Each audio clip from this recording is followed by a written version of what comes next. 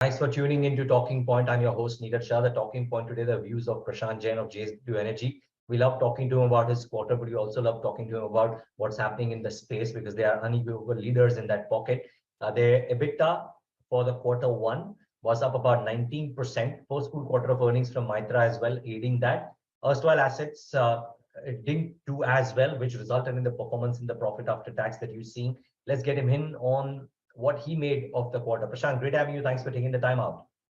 Thank you, Neeraj. Thanks for having me.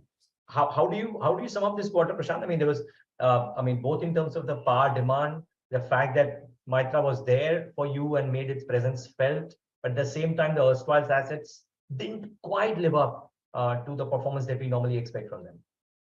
Neeraj, we need to look at the seasonality and various other aspects into the business. Like, our thermal assets, they did pretty well, except the Barme where there was a scheduled maintenance. But it doesn't make any difference. The entire EBITDA loss will be recouped in the rest of the quarter.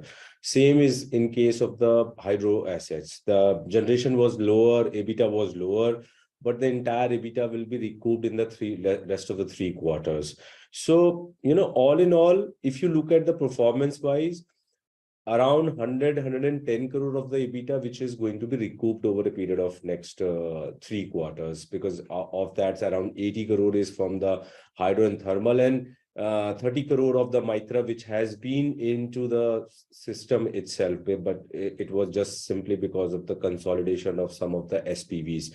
So as a performance-wise, our EBITDA improvement is close to 29-30%. So that's pretty handsome.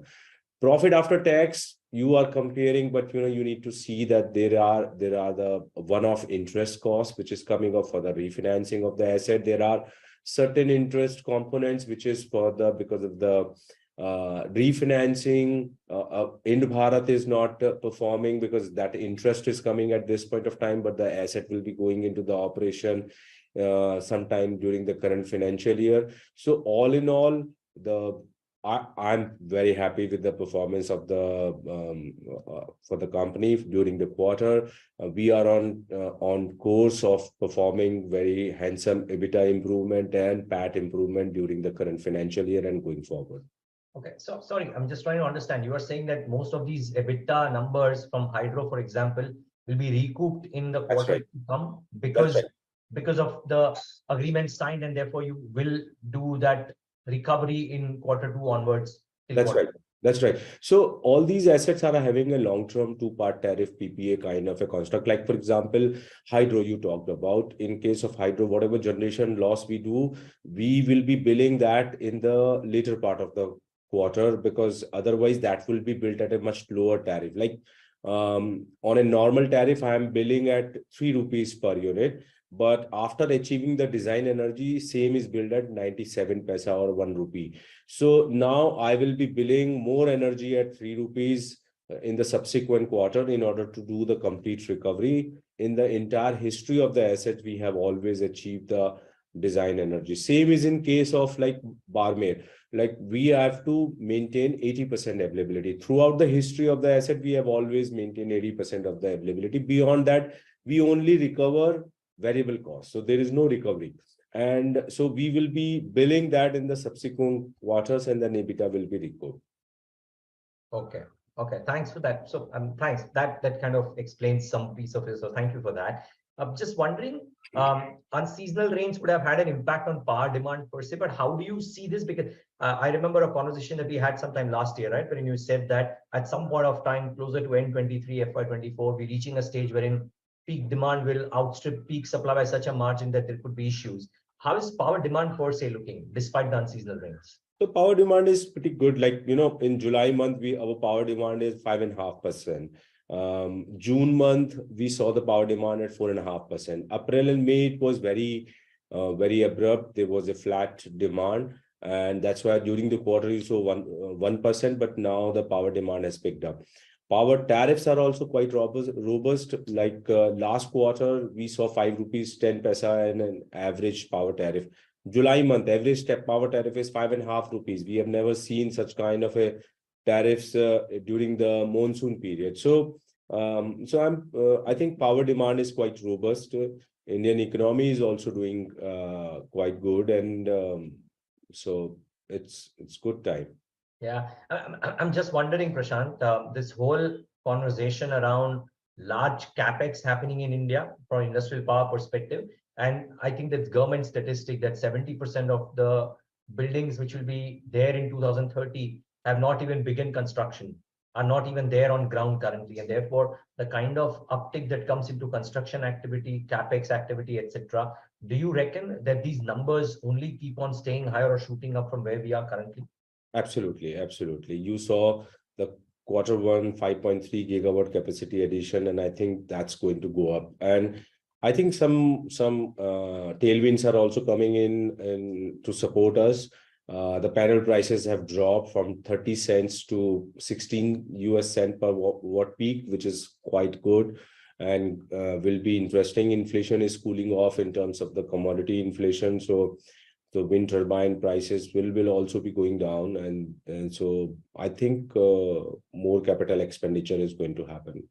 Got it. A word on the renewable side, particularly wind. I mean, the commentary from the suppliers seems to be that the plans of the government are so strong that there is just year after year a dearth of capacity being put up, but there'll not be a dearth of demand from the government side. Can you talk a bit about what's happening in that space and what are you wanting to do True, there, if at all? true. I think the demand is quite robust in terms of the we have talked a couple of times that India will continue to see 9-10 gigawatt of the absolute power demand, and if it is to be met by the renewable, you are talking about 30-40 gigawatt of the capacity addition every year, which means there will be a quite a good room for everybody, whether it is wind and solar, to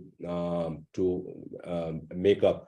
And the key part only is going to be the pricing, which is the most important thing. And that's where you need to see. So like I'm saying that the solar PV panel prices have come down. And so that's what is going to make solar power more attractive. And in case to wind turbines to become more attractive, the prices have to come down. Of course, the now little bit of the commodity prices have cooled off, and that's the only challenge when it comes to the wind turbines. Got it. For you, I read a number of notes which have come out which speak about the capex, in some cases being 95% already complete, in some cases, etc. I just wanted to understand from you, are there any issues with supply of key critical components, inputs, etc., or is capex largely on track? Yeah, everything is on track. So we are not, we will be completing all the projects as per the schedule, rather ahead of a schedule. And now the key for us is not FY25. It's beyond that. So that's where we are now working to build the book, and all the capital expenditure which we had envisaged will be getting completed by December 2024, and some capacities will be going to March 2025, but majority is getting completed. So now we are working that what's life beyond 2025, and that's where our strategy 2.0, where we have already given a guidance, and now we are trying to build a book within the group captive and various other opportunities which are in front of us. And we are trying to be a little picky and choosy in order to improve our equity IRRs. Yeah, well, most certainly. I mean, those are exciting times, 3-4 times EBITDA, multiple times other factors. So yeah, 2.0 is exciting. Prashant, one quick factor. So I understand from you about how recovery will happen in Q2, Q3, Q4, and therefore people shouldn't worry about those one-off misses that have happened, not miss, but rescheduling, if you will. One thing that we haven't spoken about, which is what I want to talk before we end up this conversation, is your ambitious target in pump storage, hydro, battery storage. We've never got a chance to speak about that. A lot of people talk about you guys being the first movers there. Can you kind of give us some idea about that? This is one space where, grid stability is going to be on the forefront going forward. And that's where we have been working, and we are building two projects. One is the pump hydro project as well as the battery storage. We have won already the tenders, and we are expecting, the battery storage project will be getting completed by January 2025. And the pump storage project, we are expecting during the current financial year, it will be going into the construction. And these are quite an interesting space where, CERC have already come with a guideline that on a hydro pump storage projects, you will be getting 16.5% equity IRRs if it is done on MOU basis, like any hydropower plant is done. So it is a 200 basis point higher equity IRR as compared to rest of the other power projects. So which makes it very attractive. These projects are built in a short span of time as compared to the conventional hydropower projects. And these are 40-year PPA projects, which is on a lease hire kind of a construct, where actually you have to give only guarantee of 3 parameters. One is the efficiency, which you have to quote. Second is the availability. And third is the storage time, which you are going to do.